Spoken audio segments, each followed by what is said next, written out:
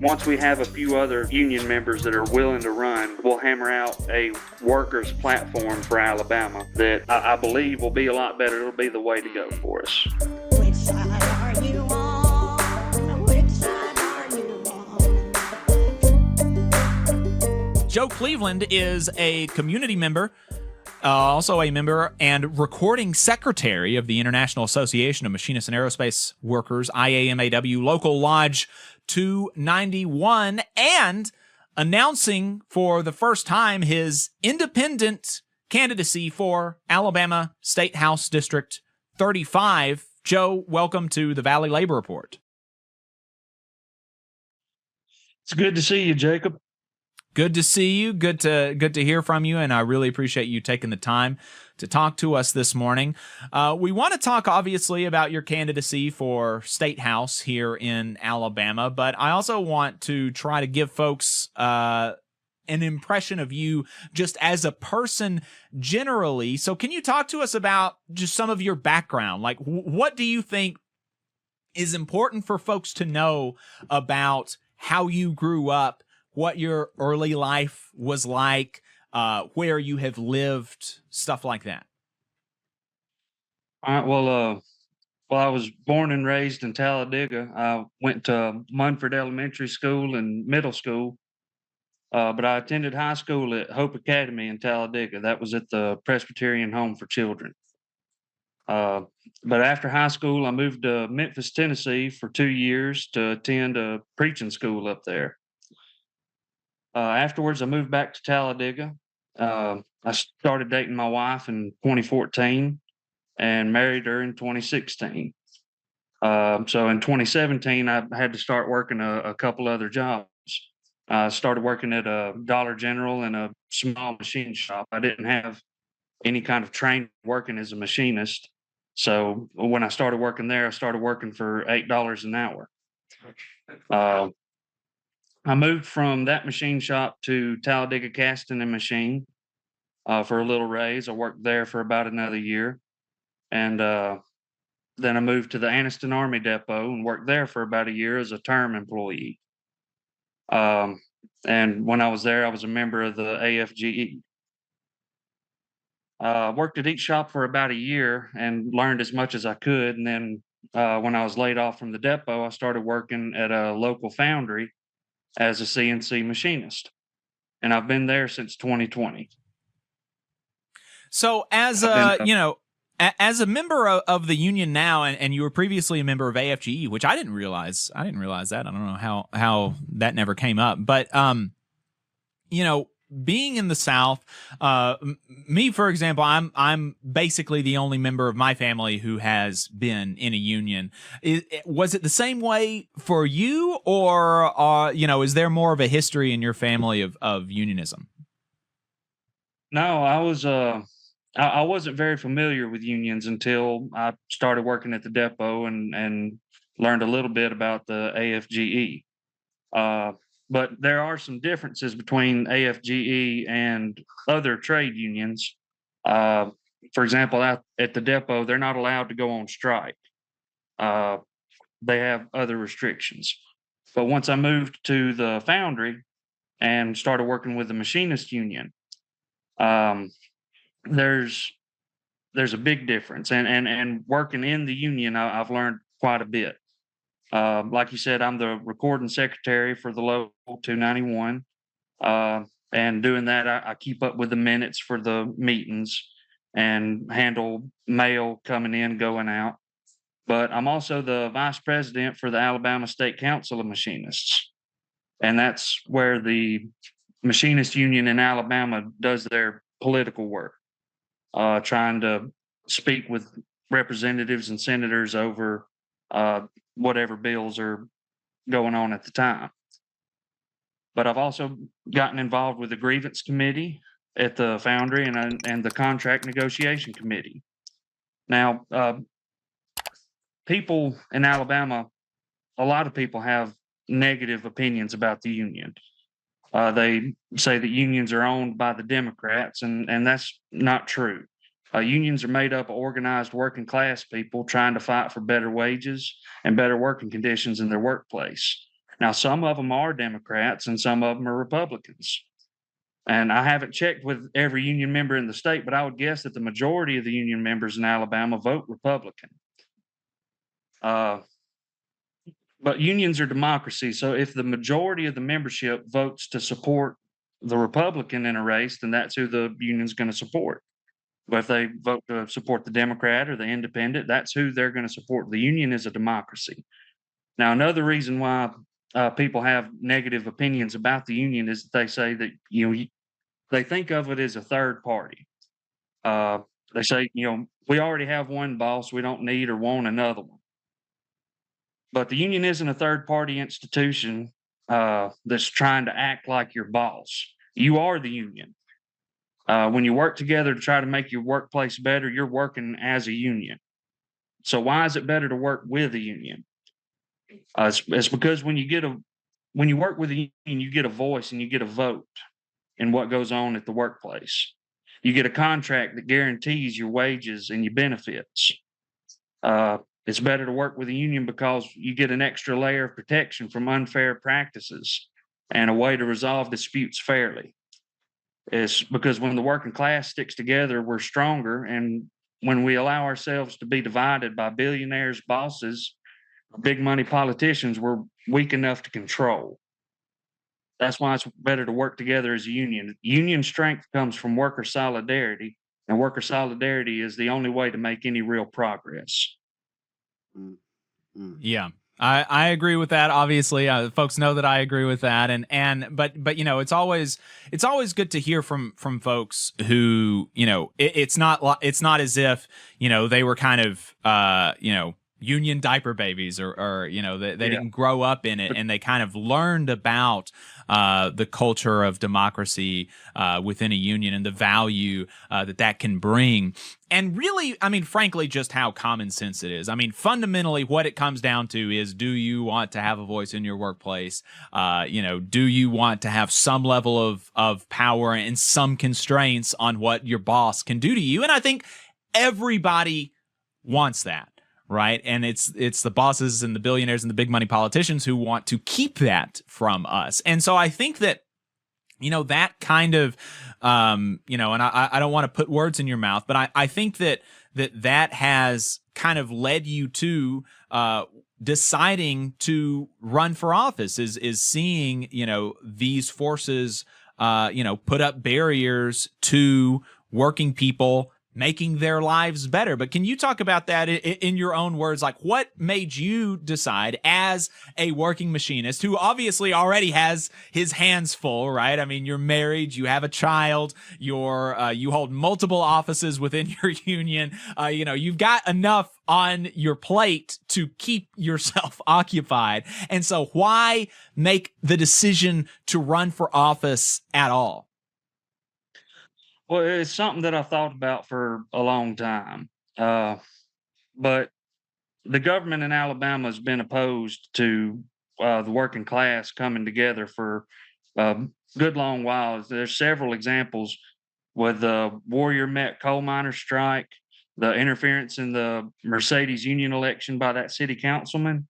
Mm-hmm. But last year, when SB 231 was being discussed in committee, I attended the public hearing about that bill, and the room was packed full of union members from several different unions: machinists, steel workers, iron workers, CWA, AFGE, and others that all come to speak to this committee about why it was a bad idea to punish companies for voluntary union recognition.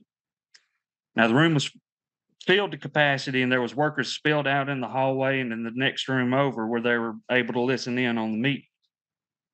But the committee spent their time going over a number of other issues that wasn't what everybody was there to discuss. Mm-hmm. A good amount of time was spent on renaming the Department of Labor to the Department of Workforce. Another big chunk of time was spent on what the official native state grass of Alabama should be. Mm-hmm. But when the time came to address Yeah. the issue, y'all were there. When the time came to address the issue everybody was there to talk about, then there was only enough time to allow 3 people to speak for just a few minutes each. And after each of the 3 union members spoke, the committee members asked about how the process of union recognition works and basic questions about organizing and NLRB elections. And they were unfamiliar with the process that they were voting to change. Mm-hmm. And when my senator called, my senator that was on the committee called unions a necessary evil, I made up my mind that we needed to have more working class people and union members in office. So Right. that's when I made up my mind about that. Hey, 5 seconds, just wanted to say that this is only possible because of our donors. If you want to see more of this, then consider donating yourself at tvlr.fm/donate. And so, then the next question that follows, I've mentioned that you are running as an independent. Why run independent rather than as a Republican and maybe primarying your state House representative as a Republican or running as a Democrat? Why run independent? Well, I believe one of the major problems that we have in the country comes from working class people allowing themselves to be divided up into different camps. The more time that we spend fighting each other over wedge issues and things like that, the weaker we are. And I want to represent the ideas and the needs that the people that live in my district have, and not necessarily what the party line is. Sometimes that's going to fall on the side of the Republicans, and sometimes that'll go along with the Democrats. But the most honest thing for me to do is to run as an independent, to represent the people that live here and not the parties. Now, I had considered running as a Republican. I went to a Republican Party meeting, but I thought the same thing about the Democrats. Attended a Democrat County Party meeting, but it's a more honest thing to do for me to run as an independent because I have no intention of towing either party line. And so what are, if you were to give people 3 to 5 things that you're running on, you mentioned that the thing that really kind of solidified your decision to run was kind of seeing in person in Montgomery just how disconnected these folks are from the very things that they are seeking to change, the rules that they're seeking to impose on working people. And so you felt like working people deserve more representation, and that's something that we've talked about on the show. Only like 2% of politicians come from working class backgrounds. The rest of them are lawyers, business owners, folks like that, right? Not very many politicians come from working class backgrounds like Joe Cleveland. And so, that's why you decided to run. But what are you running on? What are some of the policies that you're going to be fighting for? Well, what I'm attempting to work on is building a working class platform for Alabama. I'm wanting to encourage other union members and working class people to run for office. What I'm hoping we're able to do as working class people is focus our effort on one chamber of the state government. If one of us makes it into the state house and another makes it into the state senate and another becomes a city councilman, another one becomes a member of the school board, we're not going to have as much power because we're going to be as spread out. We wouldn't have as much ability to make a change as we could by all focusing on the state house together. And with several union members all focusing on the state house of representatives, we'll be able to collectively bargain for all the workers in Alabama. For the same kind of things that you fight for in a union contract are the same kind of things that I want to fight for all workers in Alabama, for higher wages, for a secure retirement, things along those lines. What I would hope to accomplish would be a better standard of living. I'm on the phone, son. Go on. I'm sorry. No, it's all good. Things that That's parenthood. Yeah. Yeah. Things that I would want to accomplish would be a better standard of living for working class people in any way that I can achieve that. Mm. I want to try to focus on lowering costs of utilities, groceries, other necessities, increasing wages, trying to bring in higher paying jobs, uh, but also by raising the minimum wage. Alabama doesn't have a minimum wage law. That's why our minimum wage is set by the federal standard. I think that we need a higher minimum wage in Alabama. Yeah. Fairer taxes, protecting people's rights to organize together into a union. That's going to be an important issue for me. I want to try to do as much as I can to help out our kids. I've got 3 kids that go to Montford Elementary School, and we live on the end of the school bus route. So in the hotter months, when my kids get off the school bus, they're red in the face and they're sweating, and they don't have any kind of climate control on the school buses. So maybe trying to secure funding for newer buses with climate control, uh, making sure that kids don't go hungry at school by protecting free lunch and breakfast programs, trying to protect the services that the kids receive at school. I've got one son that gets speech therapy at school, and also trying to promote training in the trades at schools. But I want to try to bring in other working class people and union people that are interested in doing the same kind of thing and work together on hammering out a platform that we can all run on together, whether they're running as an independent, running as a Republican, or running as a Democrat. I would encourage them to run as an independent. Um, I think that would make a stronger statement. But once we have a few other union members that are willing to run, uh, we'll hammer out a workers' platform for Alabama that I believe will be it'll be a lot better. It'll be the way to go for us. Well, we're going to keep track of that, obviously, and we're going to look forward to talking to you and maybe some other working folks who are going to be running for State House here soon. Are there is there anything that you think is important for folks to know as far as what differentiates you from your opponent? Is there anything that you think is important to say there? Well, Steve Hurst is the representative for my district right now, and he's been in Alabama politics for a long time. He's been in the State House of Representatives since 1998, and he's run unopposed since 2014. Now, I believe he's a good man. He's a business owner, and he's never been anything but kind in any dealing I've had with him. So I have nothing against Steve as a person, but I do have some disagreements with him. And I have to follow through with what I believe. Now, I believe that a politician should never go unopposed. In the democratic process, there should always be a choice. I believe that we need more working class people in government, and that'll improve life for everybody. I believe that we need more young people getting involved in the process and being willing to serve in government. Participating in protests makes a difference, but organizing together and getting into office is the best way to make a change.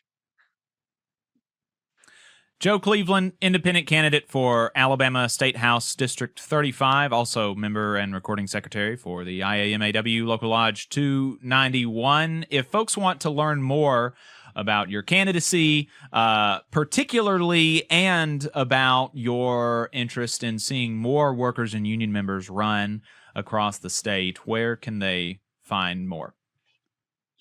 You can go to votejoecleveland.com. That redirects to a link tree. There's a Facebook, TikTok, Instagram, Blue Sky, but there's also a volunteer form and a tab for how to contact me.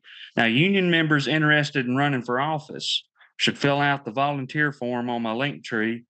In the box labeled "What type of work would you be interested in?" select "Running for office." Now, I'll contact you as soon as I have an opportunity, and I'll set up a time for us to go over how to run for office and any ways that I can help you. But there are other ways there are other ways to help with the effort, even if you're not interested in necessarily running for office. Please reach out and we'll work together. All right, Joe Cleveland, really appreciate your time. Thanks for coming on. Thank you.